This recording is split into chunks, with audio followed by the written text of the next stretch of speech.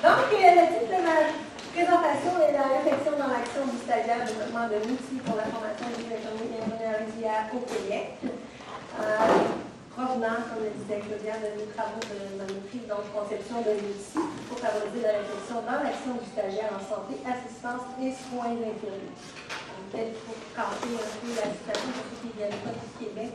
Ici au Québec, on a une particularité, c'est-à-dire qu'on a nos infirmières du niveau universitaire, bachelière, mais on a aussi des infirmières au niveau technique, collégial, et des infirmières auxiliaires en formation professionnelle, ce qui n'est pas présent partout dans le monde. On est comme un particulier au Québec. Donc, dans cette présentation, nous allons voir le contexte de la formation en santé, assistance et soins infirmiers, communément appelé ici SASI. Donc, si j'utilise le terme, c'est le nom du programme d'études. Les éléments conceptuels que nous avons retenus, la méthodologie et les principaux résultats, c'est souvent les éléments qui vous intéressent. Donc, le contexte, le Québec en manque d'infirmiers et d'infirmières, toujours présent dans les dernières années, malgré que ce travail a débuté déjà dans les années 2010-2011.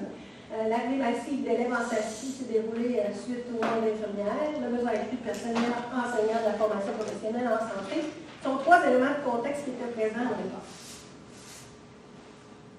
Alors, petite page d'histoire. Ici au Québec, on a les infirmières auxiliaires, mais il y a eu dans les années 90 un moment où le ministère a failli presque abolir ce programme d'études qui existait ici. Songeait vraiment à le retirer. Cependant, ils ont réalisé par la suite que les besoins étaient très présents. On peut voir au niveau des statistiques, là, en 2000, on voit qu'on a une petite baisse, mais il y a des années où on n'a pas de chiffres parce que la profession était tellement diminuée que les statistiques étaient inexistantes. Je les ai récupérées, mais je ne les ai pas présentées parce qu'ils ne sont pas publics. Ils étaient vraiment devenus un seuil critique là, parce qu'on encourageait les infirmières auxiliaires sur le terrain à faire un programme pont, qu'on appelait, pour aller faire le programme d'infirmière. On se disait les infirmières auxiliaires étaient trompées. Ce qui est un peu faux aujourd'hui. En 2018, on voit que nous en avons 28 612. Alors, la formation, la profession, à travers les années, a beaucoup changé. Le programme d'études spécifie, bien sûr, qu'on doit s'adapter aux imprévus quand on est infirmière auxiliaire.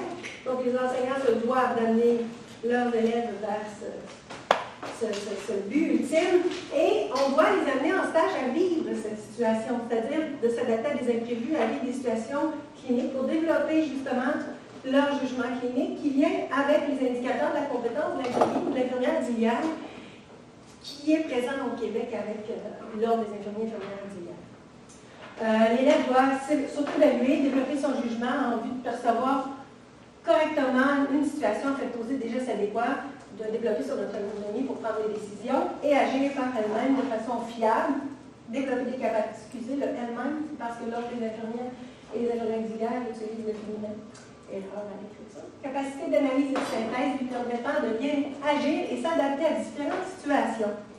Alors, notre travail s'est déroulé juste avant la venue en 2016 de l'examen d'admission à l'ordre des infirmiers et des infirmières auxiliaires.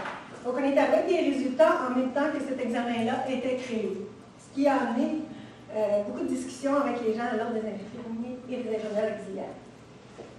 Parce que la personne, la directrice à l'admission était en collaboration avec eux. Alors, l'encadrement de l'apprentissage est encadré au Québec par la loi sur l'instruction publique, la politique d'adaptation scolaire et bien sûr le Conseil supérieur d'éducation qui amène à aider notre élève à réfléchir, à s'adapter, à évoluer tout au long de sa formation pour se préparer à la profession qui s'en vient. L'enseignant dans tout ça, il a bien sûr des obligations qui lui sont imposées par les compétences d'enseignant. Alors ici, j'en nomme quelques-unes, il y en a plusieurs, mais les particulières, vraiment liées au travail que nous avons fait, sont la compétence 3, qui est de questionner l'élève sur ses façons de faire, la compétence 4, de soutenir la réflexion, et la compétence 7, lui, qui est de fournir une rétroaction. Et là, je n'ai pas mis en jaune fréquente, parce que c'est une des difficultés présentes, justement, dans le travail que nous avons fait, qui est évidemment ressorti à plusieurs niveaux. Le personnel enseignant dépend. Est-ce qu'on a des gens ici qui viennent du domaine de la santé? Oui, quelques personnes. Le personnel enseignant en santé, la particularité qu'il vit, c'est qu'il se retrouve, lui, présent dans le stage, ce qui n'est pas réalité de tous les programmes d'études. On est à peu près un des seuls où on vit cette situation-là, c'est-à-dire qu'on vit avec une autre équipe de travail. On n'a pas le choix, on est en visite chez eux, mais en même temps, il faut collaborer.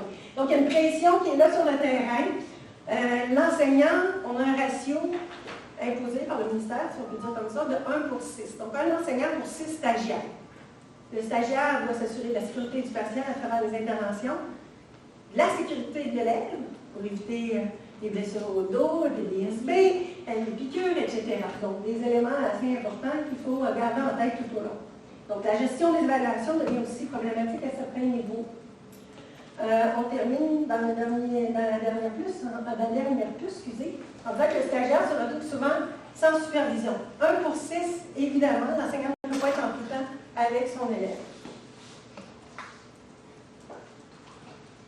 Alors, on vient ici toucher un petit peu l'encadrement, le jugement dans le jugement clinique, le développement de ce jugement-là qui est hyper important dans le cadre du travail de l'infirmière ou de l'infirmière auxiliaire ou de l'infirmier auxiliaire.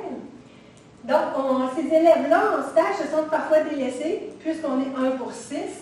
Ils sont aussi dans un système scolaire qui est en changement, presque en mutation actuellement, mais dans un milieu de stage qui vit un peu la même chose aussi. Alors, tous les centres hospitaliers, une longue durée, ici au Québec, vivent des situations vraiment particulières. Alors, le manque de temps, la performance sont des atouts pour un élève, en même temps des éléments vraiment lourds à porter sur leur épaule. Et l'enseignant vit la même chose par ricochet.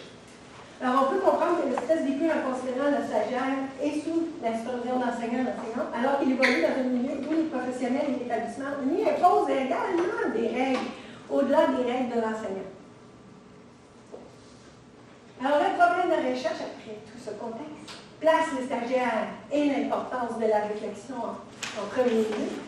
On parle de la formation SASI qui est vraiment particulière et pour laquelle, tout au long de notre recherche, on a trouvé peu d'informations de recherche faites, particulièrement avec les stages. Le rôle de l'enseignant et de l'enseignante en stage versus le manque de temps, de là la petite horloge, et l'outil d'encadrement en contexte de stage qui nous semble un must. Alors, notre question de recherche était comment développer la réflexion dans et sur l'action des stagiaires en santé, assistance et soins infirmiers via un outil d'encadrement favorisant l'autonomie. J'arrête ici pour vraiment définir ce qui était pour nous le dans et sur l'action. Dans l'action, pour nous, était vraiment dans le feu de l'action d'une journée de travail. L'élève qui doit aller faire une prise de sang, il se retrouve dans un feu roulant d'action importante, donc sa réflexion est à ce moment dans l'action. Sur l'action, pour nous, était à tête reposée ensuite de cette action. Donc, les éléments conceptuels, vous l'aurez deviné, on parle de la pratique réflexive et pour nous, l'aspect macro et micro a été un incontournable. Macro et micro, au sens qu'en sciences infirmières, pour les gens qui s'y connaissent, particulièrement à domicile, si vous avez des soins à domicile, l'infirmière travaille beaucoup au niveau micro, macro, c'est-à-dire le patient versus sa famille. Donc, c'est quelque chose de connu. Et nous avons adapté la vision de Johnsberger, Brandbrough et Hall, comme ça, son point de vue au niveau de la simulation des milieux de travail où on parle de l'aspect macro et micro.